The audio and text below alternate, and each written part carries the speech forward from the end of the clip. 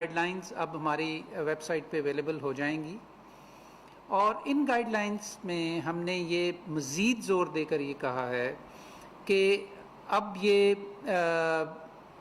نہ صرف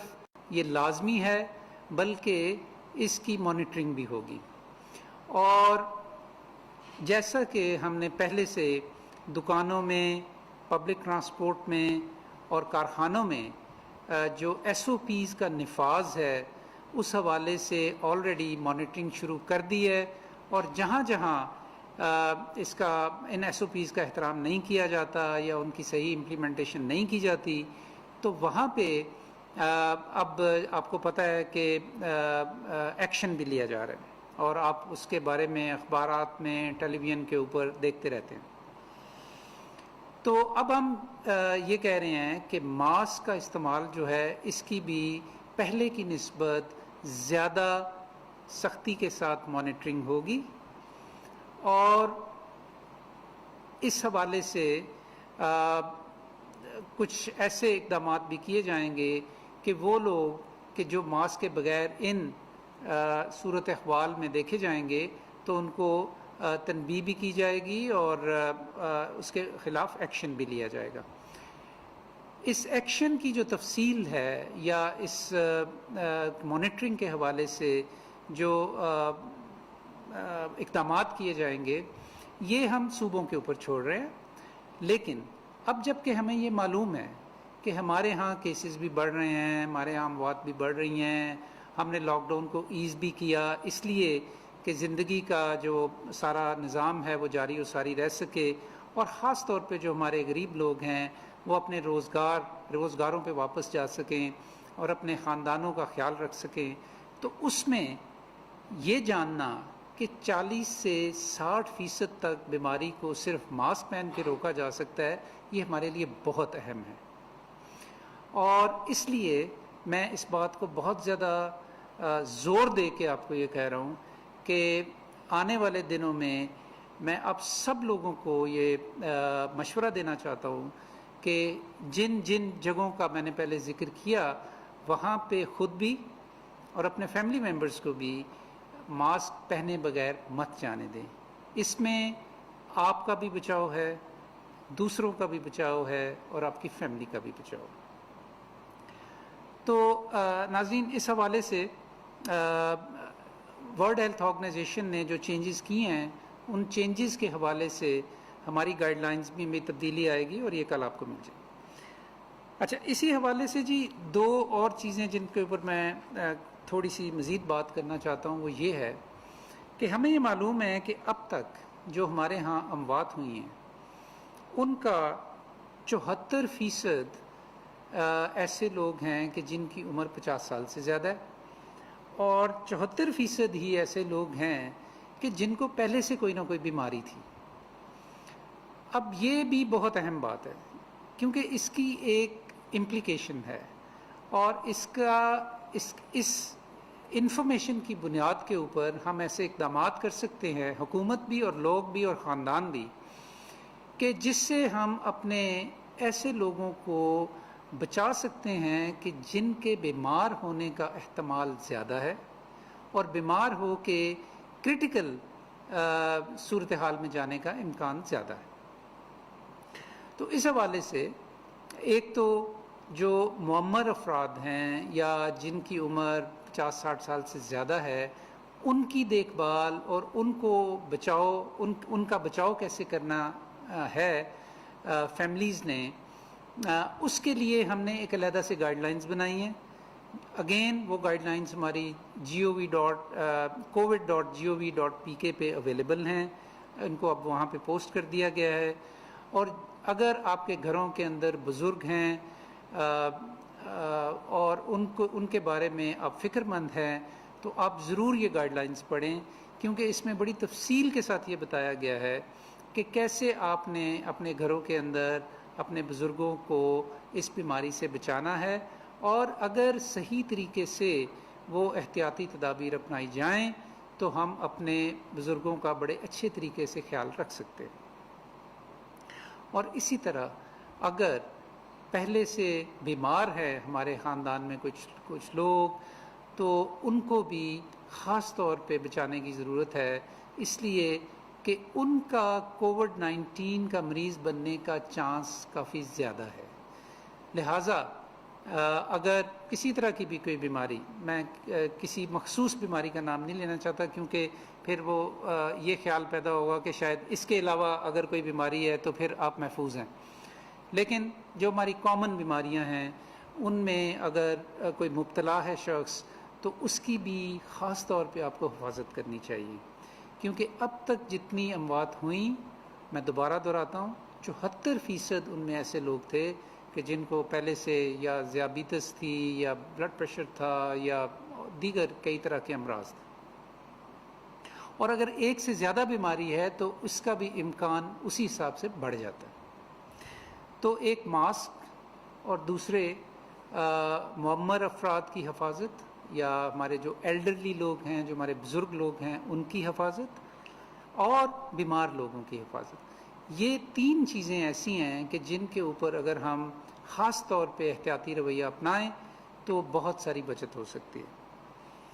اچھا جی، اب میں آپ کے سامنے کچھ اعداد و شمار رکھنا چاہتا ہوں کہ جو کہ اہم ہیں ہمارے جاننے کے لیے، جس میں ایک جو بہت ہی اہم چیز ہے وہ یہ کہ ہمارے روزانہ کی بنیاد پہ جو ٹیسٹ ہیں جو ہمیں یہ بتاتے ہیں کہ ان میں سے کتنے جو ہیں وہ کنفرم کرونا وائرس کے مریض ہیں اور کتنوں کو یہ مرض نہیں ہے، ان کی تعداد اللہ کا شکر ہے کہ بتدریج بڑھ رہی ہے۔ ابھی بھی ہمارا جو ہدف تھا کہ 30,000 روزانہ کے حساب سے ہمارے ٹیسٹ بڑھنے چاہیے، ہم ابھی وہاں نہیں پہنچے، لیکن پچھلے 24 گھنٹے کے اندر بہرحال ہم نے 23,100 ٹیسٹ کیے، جس کے نتیجے میں 4,960 لوگ جو ہیں وہ پازیٹیو ہوئے یا ان کی کنفرمیشن ہوئی کہ وہ کووڈ-19 کے مریض ہیں یا اس کی ان کو انفیکشن ہے۔ ناظرین، یہ اگر ہم اس کی شرح نکالیں تو یہ تقریباً 21.4% لوگ ہیں کہ جو پازیٹیو ہوئے ان تمام لوگوں میں کہ جن کے ٹیسٹ کیے گئے پچھلے 24 گھنٹے کے اندر۔ پاکستان میں جو ہم نے اب تک ٹوٹل ٹیسٹ کیے ہیں وہ تقریباً 6,83,608 ہو گئے ہیں، کافی بڑی تعداد ہے۔ اور جو ایک اچھی بات ہے اس میں جی وہ یہ ہے کہ عالمی اعداد و شمار کے ساتھ ساتھ ہمارے ہاں بھی 34% جو لوگ ہیں جو اب تک جن کو 26 فروری سے لے کے اب تک جن کو کرونا وائرس پازیٹیو ہوا، ان میں سے 34%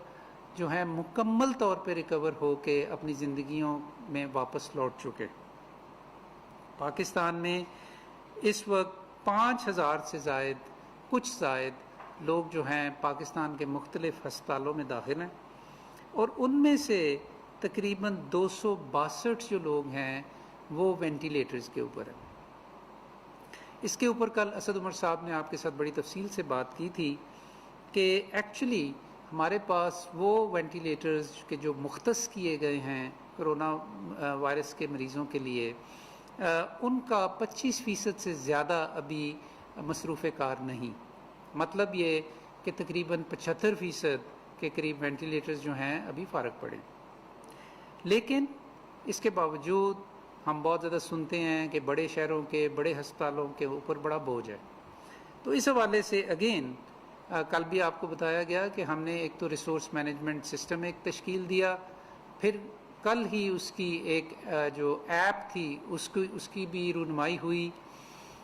تو ان دونوں ایپ اور یہ جو ہم نے RMS بنایا ہے ریسورس مینجمنٹ سسٹم، اس کے بموجب ہمیں اب یہ اطلاعات آنی شروع ہو گئی ہیں۔ آج ہمیں یہ پتہ لگا کہ 6 کم از کم ایسے کیسز تھے کہ جس کی وجہ سے جب مریضوں کو شدید بیماری کی حالت میں ہسپتالوں میں لے جایا گیا تو اس نظام کے تحت ان کو وہاں ان کو گائیڈ کیا گیا کہ آپ اگر فلانے ہسپتال میں چلے جائیں تو آپ کو ICU کا بیڈ بھی مل جائے گا اور وینٹیلیٹر بھی مل جائے گا۔ یہ وہ افادیت ہے یا اثریت ہے اس نظام کی کہ جو آنے والے دنوں میں ہمیں بہت مدد دے گا۔ اور میری آپ سے خاص طور پہ ہمارے جو بڑے ہاسپٹلس کے اندر جو ہمارے ایم ایس حضرات ہیں یا جو ہمارے سینئر ڈاکٹرز ہیں یا جو ہمارے ایڈمنسٹریٹرز ہیں یا جو ہمارے ایمرجنسی ایمبولینس سروسز جو چلا رہے ہیں، کل ہم نے ان کے ساتھ بھی ایک بڑی لمبی میٹنگ کی یہاں پہ، اور ان کو بھی متعارف کروایا اپنے اس نظام کے ساتھ کہ کس طرح وہ اس نظام کو استعمال کر سکتے ہیں کہ جب شدید بیماری کی حالت میں انہوں نے کسی مریض کو گھر سے ہسپتال پہنچانا ہو تو اس نظام کی رہنمائی لے کے وہ ان کو براہ راست ایسے ہسپتالوں میں لے کر جا سکتے ہیں کہ جہاں پہ ان کو فوری طور پہ کرٹیکل کیئر کے اندر بیڈ بھی مل سکے، آکسیجن کی ضرورت ہے تو آکسیجن مل سکے، اور اگر خدا نخواستہ وینٹیلیٹر کی ضرورت ہے تو وینٹیلیٹر مل سکے۔ پاکستان میں اس وقت 2002 لوگ اللہ کو پیارے ہو چکے ہیں اس بیماری کی وجہ سے۔ پچھلے 24 گھنٹے میں 67 ڈیتھس ہوئی ہیں، اور پچھلے چند روز کے اندر جو ہماری اوسط چل رہی ہے وہ تقریباً 72 سے لے کے 75 تک جو ڈیتھس ہیں وہ ڈیلی ہو رہی ہیں۔ ہر موت، ہر بیماری ایک لمحہ فکریہ بھی ہوتا ہے، یہ ہمیں یہ سوچنے پہ بھی مجبور کرتا ہے کہ ہمیں اس بیماری سے کیسے بچنا ہے، اپنے آپ کو کیسے بچانا ہے، اور اپنے گھر والوں کو کیسے بچانا ہے، اور اپنے ارد گرد کے افراد کو کیسے بچانا ہے۔ میں پھر ماسک کی یاد دہانی آپ کو کروانا چاہتا ہوں، بڑا زبردست ویپن ہے یہ اس بیماری کے اگینسٹ۔ اپنے بیمار لوگوں کی اور اپنے بزرگ لوگوں کی خاص طور پہ حفاظت کریں، اپنا اور اپنے ارد گرد لوگوں کا خیال رکھیں۔ آپ کی توجہ کا بہت بہت شکریہ۔ معاون خصوصی صحت ڈاکٹر ظفر مرزا اسلام آباد میں کرونا کی صورتحال کے حوالے سے نیوز بریفنگ دے رہے تھے۔ ان کا یہ کہنا تھا کہ نئی تحقیق کے مطابق ماسک آپ کو 40 سے 60% تک جو ہے کرونا وائرس کووڈ-19 سے محفوظ رکھ سکتا ہے، تو ماسک ضرور پہننا چاہیے، بہت اہم ہتھیار ہے کرونا وائرس سے لڑنے کے لیے۔